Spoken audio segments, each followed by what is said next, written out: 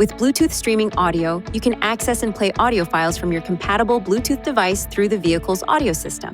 It is necessary to set up the wireless connection between a compatible audio device and the in-vehicle Bluetooth module before using Bluetooth audio.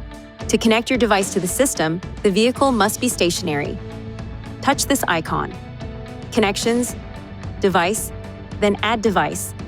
Operate your Bluetooth device as guided by the system to complete the process. The connecting procedure varies according to each cellular phone model. See the cellular phone manufacturer's owner's manual for details. When your device is connected, you can turn Bluetooth audio on or off by touching this key. Connections, Device, this icon by the name of your device, then Bluetooth audio. Touch this key, then touch this key to access the Bluetooth audio mode controls from the screen. Use these keys to choose your selection. Please be aware that the Bluetooth audio player may not be available immediately after starting the vehicle.